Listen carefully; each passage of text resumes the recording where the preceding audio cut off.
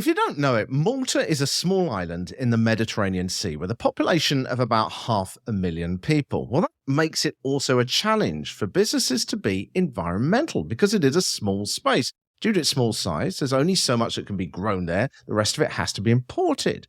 But one brand there called Dr. Juice has tried to embrace this challenge and really do something about it. With the help, of course, of a great PR, who I first spoke to a year ago as he was moving on from the world of journalism to setting up his own agency. And I'm absolutely delighted to finally talk to him actually on the podcast, because we didn't talk last year, but he has had an unbelievably successful year. So there's so much I do want to talk about. As always, we've only got a few minutes in these new bite-sized episodes, so Ivan. So just first of all, just tell people where you're from and then tell us a little bit about this campaign. Hi, Richard. Thanks for having me on. Thank you. So I'm the CEO of Pressworks. It's a new startup in the PR space operating in Malta in collaboration with one of Malta's leading marketing and advertising agencies, Brandwagon.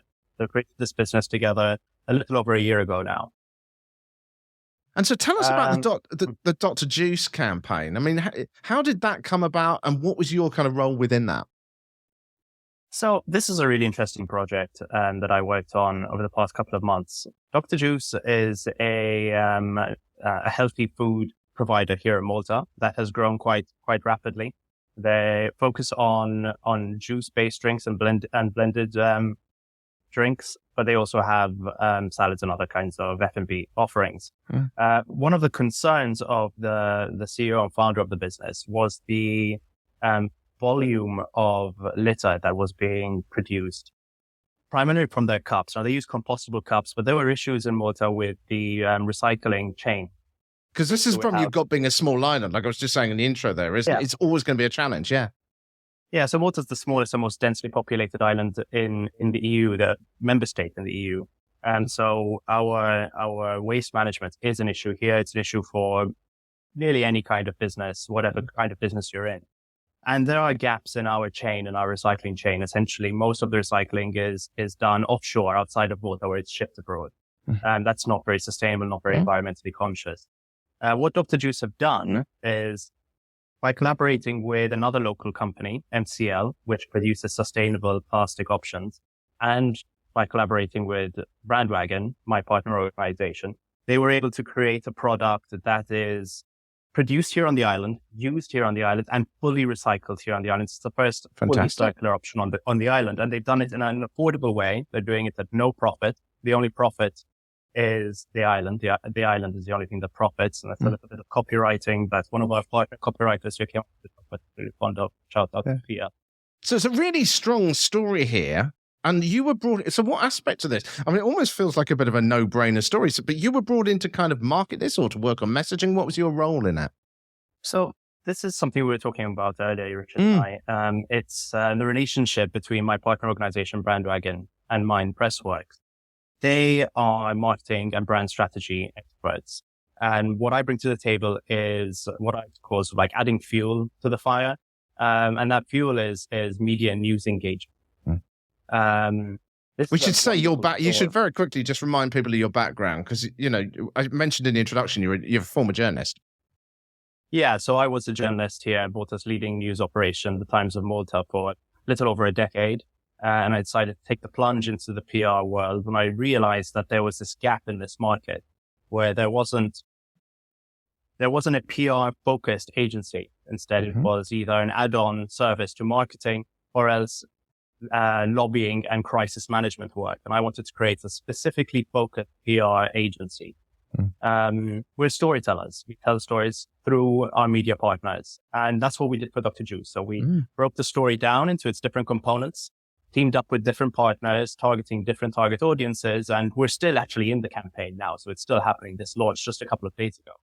So what did you do when you looked at the story? Because to me, I mean, obviously, you know, you're a communicator, like everyone listening to this show, you know how to tell it to me in one line, but it's like, what did you have? What was the sort of the info dump that was given to you that you then had to massage when you started this so that you could communicate it well? Well, yeah, as is often the case, right? When you work on a project like this, you get these kind of master documents. Yeah, just this pile of boom. Yeah, they tend to be almost stream of consciousness, right? Yes. These long brand Bibles, I like to call them, where they're just never ending. But somewhere in there, and through conversations with the guys leading the project, you identify the different news angle. And this is what I did as a journalist. This is why, for a journalist, I think makes up good PR. Yeah. As a journalist, you know what a journalist needs. Yeah. Yeah, you said to a press conference or to an event or to interview someone, and within a very short period of time, you've got to identify what is the headline, what's the opening sentence, what's the lead. Yeah. And how do I keep people reading deeper and deeper into the story as they're scrolling? And you apply those same skills to PR, right? And that's what I did here. So what was it like when you were reading through that? What was your kind of process of picking out those bits that you thought, well, that's the top line. This is what's going to get them read. Well, literally, as you said it. Yeah. To me, what instantly stood out was, what is the problem and how are they fixing it? Right. To a reader, especially a news reader, they want to know what's broken and how it's being fixed. Right. And that's the Dr. Juice story with these cups, I think. And that's why they were so brave at doing it. How often do you find a business that seeks to fix a problem rather than exploit a problem? And that was what was so interesting about this Dr. Juice story, and why I instantly decided to partner up with them. I kind of get the feeling that with the situation that we already talked about with Malta, that environmental stories are probably quite common because it is an issue, is it? I mean, did you have to deal with kind of, how do I differentiate this from every other environmental story or what sounds like a sort of supply chain issue story? Well, what made this story particular was that so often in environmental-based reporting, the reporting focuses exclusively on the problem, right? Yeah. This thing is happening and it shouldn't be happening. Yeah. Or journalists uncover X problem with this environmental issue. Malta is also, like I said, a very dense island. So development, construction, excavation, these are always top of mind in the news agenda. They're constantly leading the front pages of all of our national papers. They're on the news bulletin. So there is a bit of fatigue there. That's what I mean. From audiences. So giving an audience a story they can get behind, and this idea of getting the audience behind the story played a big part in the Dr. Juice messaging. I really liked something the CEO of Dr. Juice, John Winfield, told me the other day. Even at a very granular level, when a consumer brings back one of these reusable cups, for it to be washed and sanitized there, and they're given a new one, they train the staff to say, thank you so much for supporting this cause. Just that small, little granular human gesture, of creating a community and thanking that community. Because the truth is, Dr. Juice aren't going to be able to do this on their own. They do need the community behind them to support this. Things like this are put forward by companies, and they do tank after a while, and they they're great ideas and stuff. Yeah. I mean, this was interesting because I looked at the Times of Malta, which is where you're from, and it's like kind of almost inevitable. They ended up bringing up the inevitable term greenwashing, which I imagine is blasted around on every story that comes out there. But as I read it, I thought, okay, well, that's a really good response. Clearly, Ivan's done something here to make sure that the person was prepared for these questions. But it's like, that is the problem with something like the environment, isn't it? Is that when people go, oh gosh, I've heard this story over and over again, there's a natural wish on the part of us journalists to kind of go, okay, what's the bad I can pull out of this? And we're always going to try and look for the bad. So how did you think that process through to make sure that this was kind of addressed? Yeah, it's a really interesting point. I remember when I was a journalist, one of the things that really struck me about journalism, and it's still true to this day, is that very often journalists are measured by their peers and by the journalism community by how negative they're able to be and how good they are at finding what's wrong with something. Yeah. Now that is, that can be great, when you're investigating wrongdoing, but it can also backfire, right? It can be confirmation bias at times when you go out, set out looking for something wrong, and then you find it and you say, oh, well, there you go. I was right all along, kind of thing. Yeah. I myself went through this process as a journalist, 10 years of my career. So my first thought when I was reading through that master document with Dr. Juice was, if I was reporting on this, how would I poke holes into this and where would I start poking? And I wasn't doing it to preempt it. I just wanted to make sure that this inclination of journalists doesn't lead to the story being framed unfairly in a way that this definitely doesn't deserve. Because this is really something, John described it as financial free climbing without a safety rope. And I think that's really true because they're really taking quite a big risk here. I think one of the things also with this, and certainly in my experience when I was doing media training as well, is that often people do know the answers. But when, again, we're both journalists, you know how to frame a question so that it puts pressure on people. And in the heat of that moment, they can really struggle to find the actual answer. And there's often a really good answer. And the problem, I mean, particularly for sort of broadcast media, is that all you need is that person to err or for a moment, and you've got your controversy. So, it's identifying where people might attack you so that you can give the honest answer and be prepared for that and not have that moment of mental panic when they come at you, I think.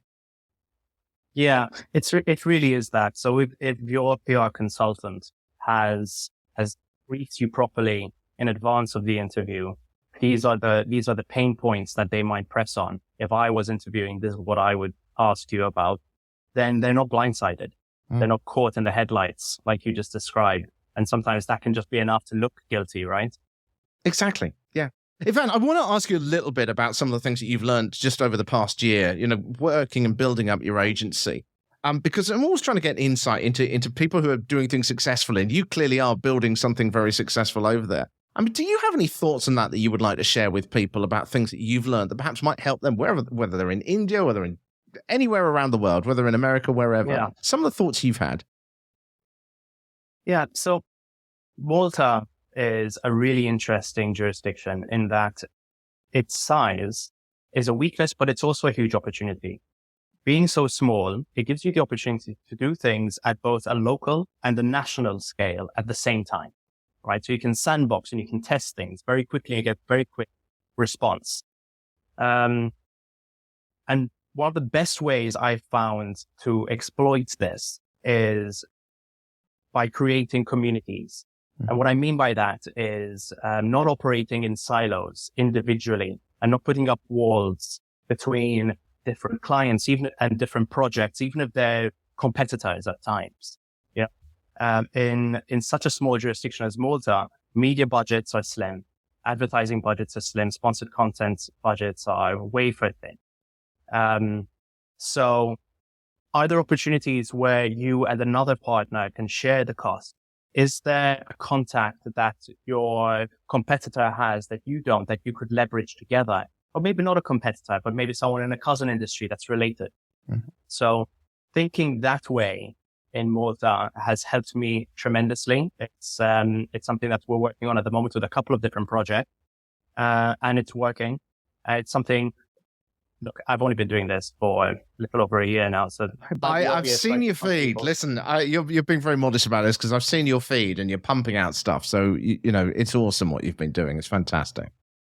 We've been busy little beavers, yeah. Yeah, you definitely have. Okay, so one final question, and this is something that I started asking people because I seem to read this more and more about stress in PR and just dealing with the pressures of it. How do you personally deal with those moments where you're like, I wish this would work? What's your personal strategy for it? I just had one of those. So I'll tell you what I call myself. I try not to measure myself against the losses and the things that don't work out. And I don't either measure myself against the things that are necessarily a success, right? Instead, I try to measure myself and Pressworks' performance against the volume of things that we're coming up with and the amount of creativity. I don't pressure myself to come up with 10 different ideas for every single project, but I try and enter engagement with that kind of energy. So I don't put all my eggs in one or two baskets. I try and come up with as many ideas as possible. So when one doesn't go right, when one doesn't work out just as I wanted it to, because you are throwing it up to the elements every time, right? And there's so many different players involved, media houses, the public, the journalist who's writing the story might be having a bad day. You never know how it's going to go. Yeah. So just throw a couple out there. Awesome. Ivan, we could go on, I said before we started this interview, for 5 hours. So you're going to have to come on again because I'm sure there's so many other different angles that we can take on this. So thanks so much for appearing today.